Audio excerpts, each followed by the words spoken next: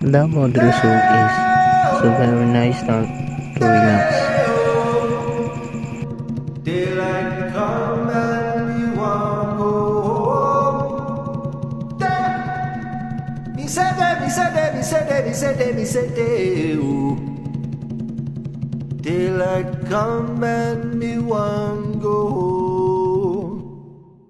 Nagaplano ba mo mulaag sa Davao del Sur? Na ako'y i-share sa inyo nga 5 ka tourist spot nga dapat naa sa inyong listahan kung mulaag mo sa Davao del Sur, particular ni sa Kapatagan ug Bansalan area. Daghan na magud kaayo og tourist spot sa Davao del Sur, pero kani 5 lang sa ang naa sa atong listahan. Pwede po ninyo i-comment sa baba ang iyong nabalaan nga tourist spot para pwede nato laagan ug adtuan. Number 1 sa atong listahan ang The Berries Farm Cabin and Restaurant. Diri pud nato ma-experience ang Baguio feels bisan naa ra ka sa Davao region. Tungod kay bugnaw pud kaayo ang lugar ug halos every hour naga-change pud ang weather. Usahay foggy, usahay na sea of clouds, mugawas pud usahay ang adlaw. Naapod sila berries farm ug pwede pud nato ma-experience ang berries picking pareha sa strawberry, mulberry, blackberry, raspberry ug daghan pang klase-klase ng mga berries. Naapod sila restaurant para sa mga gusto mo kaon ug nice pud diri mga pi tungod sa kabugnaw sa area. Unya daghan pud sila spots nga nice pud kaayo mag picture. Unya ikaduha sa atong listahan ang Heaven's Dew Resort. Diri pud nato makita ang nice nga landscape sa resort, especially sa mga flowers. Unya daghan pud silang mga nindot na spots nga nice pud kaayo mag picture. Maong siguradong malingaw yud ka. Kung mahilig pud ka sa adventure, naapod sila skybike ug zipline. Unya naapod sila swimming pool. Sa mga gusto mag overnight stay, daghan pud silang mga rooms nga available. Number 3 sa atong listahan ang Twin Mountain View Resort. Isa pud ni sa mga resort nga ginadayo sa Davao del Sur. Kay diri pud nato makita ang pinakataas nga glass skywalk sa Davao del Sur. Kung dili ka mahadlok, matry na pud nimo ang paglakaw sa pinakataas nga glass skywalk with matching overlooking view sa kabukiran. Unya naa pud sila restaurant sa mga gusto mag-order og pagkaon. Daghan pud silang mga rooms nga available para sa mga mag-overnight stay. At the same time, naa pud sila duha ka swimming pool. Unya ikaupat sa atong listahan ang Jardin de Señorita. Diri pud nato makita ang malaparaiso nga tourist spot sa kadaghan sa bulak nga imo makita. Kana ganing makalimot ka kadali sa imong problema while galakaw-lakaw ka sa ilang flower garden. Unya nice pud diri mag-pictorial para sa mga event pareha sa pre-naf photo or video. Nice pud kaayo ang landscape sa ilang resort ug ang mga design sa ilang mga A-houses. Ang ikalima sa atong listahan ang isa sa pinakasikat ug ginadayo nga resort sukad pa sa una. Mao ni ang Montefrio Garden Resort. Ang ganahan pud nako diri nga resort kay overlooking pud sa kabukiran. Naapod sila swimming pool sa mga gusto maligo, naapod sila restaurant ug coffee shop. Ug diri pud nimo ma-experience ang pagsakay sa ilang glass cable car. Unya kanang 5 lang sa ang naa sa atong listahan. Napa ba mo'y nabalaan nga tourist spot sa Davao region? Kay ato pud laagan? I-comment na lang pud sa comment section.